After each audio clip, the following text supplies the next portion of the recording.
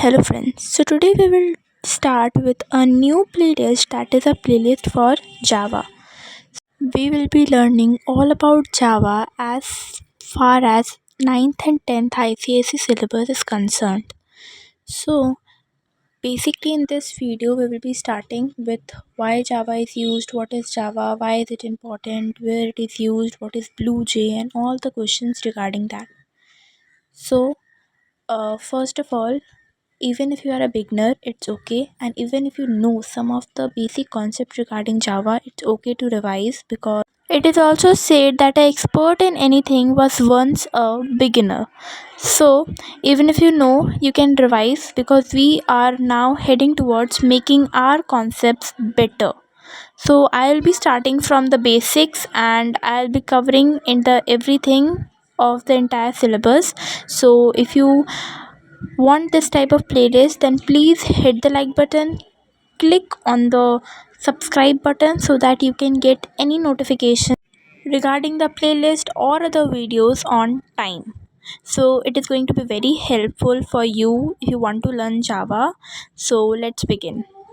So first of all, what is Java? So see, Java is basically simply a language for creating the internet based applications. It creates small application modules which can be embedded into web pages. These modules are called applets that enable a user to interact with the web pages.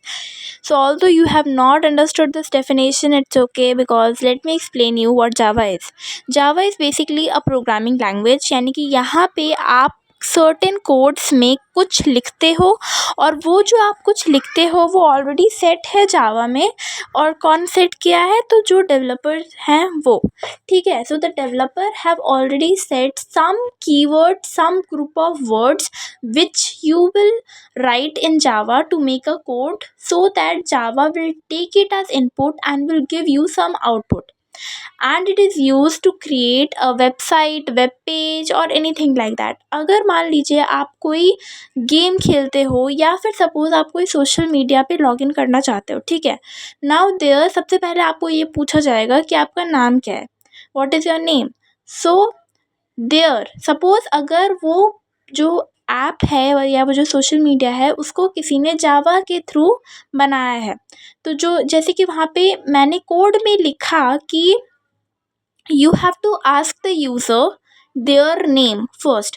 सो वही चीज़ आपको output में मिलेगा. आपको ये नहीं पता कि उसके पीछे का कोड क्या है या ये कुछ, आपको आउटपुट्स मिल रहा है, and as per your input you will get the next result. Suppose you gave your name there, and in the next slide you got that you have to write your age. Okay, so आपने आपका age लिखा. ना suppose that application only guarantees 18+ to register in them. So उस समय पे क्या होगा कि अगर आपने अपना एज 18 से कम दिया तो आपको मैसेज या इनवैलिड एज, इस तरीके से आपको जो है पता चल जाएगा कि just because your age is less than 18 you are not able to get into that application. तो क्या हुआ इसमें, यहाँ पे भी जावा की मदद से हम बोल सकते हैं दैट अगर उस इंसान का एज, अभी हम लोग जब इफ़ एल्स पढ़ेंगे तो हम लोग को पता चलेगा कि कंडीशनल स्टेटमेंट्स दिया जाता है, यानी कि if age is greater than 18 then go to the next slide, और else print invalid age, like that. ठीक है. तो आई होप अभी आपको समझ में आ रहा होगा थोड़ा थोड़ा कि किस तरीके से इसको डिज़ाइन किया जाता है, and what is the usefulness of Java. Okay, to already program, suppose आपको एक एप्लीकेशन बनाना है सम करने के लिए, कि कोई भी यूज़र उस एप्लीकेशन में आएगा, उस सॉफ्टवेयर में आएगा, कोई भी नंबर्स एंटर करेगा और उसको आउटपुट मिलेगा. Now you do not know that what number the user will give, right. तो अब आपको जब इनपुट लेना है उस यूज़र से, तो उस केस में आप ऑलरेडी जावा में कुछ ऐसे जावा को बताओगे कि ये अगर नंबर्स मिलेंगे then you have to print the sum, अगर ये नंबर्स मिलेंगे तो you have to print the product, right. तो आप नहीं बैठ सकते. A person can not sit 24/7 to calculate to sit and to get the input by user and can give the sum, and even when it comes to long numbers it becomes very hard to do that. तो जब भी user को मिलेगा जावा समझ जाएगा, उसका basic coding ही ऐसा किया गया है कि कोई भी उसको 2 या 3 नंबर्स मिलेगा वो उसका सम करके ऑटोमेटिकली यूज़र को प्रोवाइड कर देगा, राइट। और ये तो बहुत छोटा सा एग्जांपल हुआ, इसी तरीके से काफ़ी सारे वेबसाइट्स बनाने के लिए भी जावा का इस्तेमाल किया जाता है। So that is the main purpose of Java. जो भी हम लोग ये प्रोग्राम्स बनाते हैं इसको डेफिनेटली प्रोग्राम्स बोला जाता है और इस पूरे मेथड को प्रोग्रामिंग बोला जाता है। हाँ, अभी तक आपको ये तो समझ में आ गया कि प्रोग्राम क्या होता है, प्रोग्रामिंग क्या होता है, कोड क्या होता है, then what is Java, why is Java used, why it is important, right.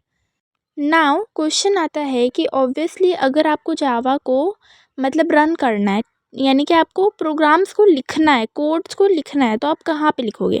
तो हर चीज़ के लिए एक सर्टेन सॉफ्टवेयर होता है। सोशल मीडिया में भी आपको अलग अलग सॉफ्टवेयर्स मिलेंगे, हर टाइप के गेम्स खेलने के लिए भी अलग अलग सॉफ्टवेयर्स होते हैं। सिमिलरली जावा को भी लिखने के लिए, जैसे कि हम लोगों ने HTML के बारे में पढ़ा था, तो वो जो HTML हो गया तो हम लोग उसको नोटपैड में भी रन कर सकते थे। तो जावा को भी हम लोग नोटपैड में रन कर सकते हैं, ठीक है। It's not an issue, you can run it anywhere because it's not a platform dependent programming language, but if you run it in a particular software specialized for java it is much easier. So that particular software is BlueJ. Now what is BlueJ? BlueJ का definition I am telling, these definitions are not very important, but just for having a basic idea I am telling that BlueJ is an integrated development environment used for beginners to write, edit and execute the Java programs. That means if a BlueJ is a very user friendly software actually, जहाँ पे if you write they will provide you every single facility, like you can compile your program to check whether there is any error or not, because Java is a case sensitive language.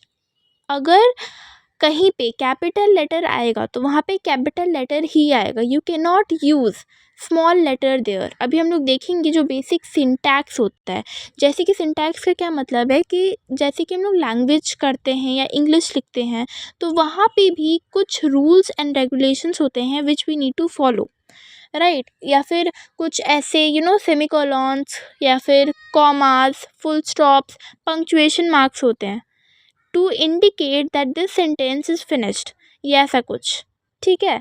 तो उसी तरीके से अगर आप relate करो तो जावा में भी लिखने के लिए कुछ रूल्स, रेगुलेशंस और गाइडलाइंस होते हैं जिनको हम सिंटैक्स बोलते हैं, एंड आपको उन सिंटैक्स को बहुत अच्छे से फॉलो करना होता है।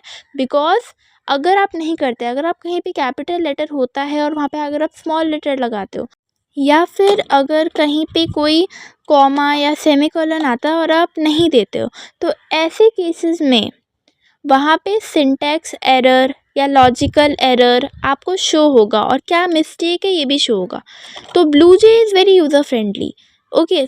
that also specifies that what mistake you have done in your program due to which your program is not running or executing. So when was it developed, like BlueJ हो गया या फिर जावा हो गया, ये बना कब था? तो see that it was developed by Michael Colling and John Rosenberg at Monash University as a successor to the Blue system, and it was launched or it was developed in 1999, ठीक है। सो 1999 में BlueJ सॉफ्टवेयर बना था और उसके अंदर फिर हम लोग जावा लिख सकते हैं। तो ये सारा कुछ बेसिक इन्फॉर्मेशंस था which we require for Java, ठीक है। मतलब एक बेसिक कॉन्सेप्ट, एक बेसिक बैकग्राउंड होना इंपॉर्टेंट है before we start writing programs of Java, so that we are clear that what we have to do and what we not have to do, what is the history of Java and all those sort of things. Now एक important question which is very important, that is Java किस तरीके से input लेता है और देता है। So although there are many concepts regarding this, but एक जो कॉन्सेप्ट, मतलब many concept in the sense that there are many methods and everything, ठीक है, अलग अलग चीज़ के लिए। बट द सिंपलेस्ट फॉर्म और जो हम लोग को भी समझना है वो है कि जैसे ही हम लोग जावा में रन करते हैं कोई भी प्रोग्राम विदाउट एनी एरर, वो सबसे पहले उस प्रोग्राम को सोर्स कोड में कन्वर्ट करता है एंड देन सोर्स कोड फिर उसको एक फॉर्मेट में कन्वर्ट करता है जो कि किसी भी मशीन या प्लेटफॉर्म पे डिपेंडेंट नहीं है। इसीलिए जावा को मशीन इंडिपेंडेंट प्रोग्राम भी कहा जाता है, that because it is not dependent on any machine और प्लेटफॉर्म। और ये जो नया कोड बना which is independent, this is known as byte code. ठीक है, and that is how Java then helps to run that particular program in any machine और any platform. So this is for the video. I hope आपको basic concept समझ में आया होगा, जावा का background, जावा का बेसिक्स एंड जो भी रिलेटेड थिंग्स है। नेक्स्ट वीडियो में we will start writing basic programs and we will even learn about some important words which we need to understand before we start Java, which will even create a basic or a foundation for Java, ताकि आपको समझ में आए कि Java programming कैसे कैसे help करता है, या फिर क्या क्या उसमें चीज़ें हैं, या एक जनरल मशीन में क्या क्या होता है, किस तरीके से वो जावा से रिलेटेड है। These things are also important before we step into writing programs in Java, and definitely then we will come to writing Java and all those conditional statements and everything. Okay, so share this video to your friends, click the like button and subscribe to my channel to get the updates of the videos on time. Thank you.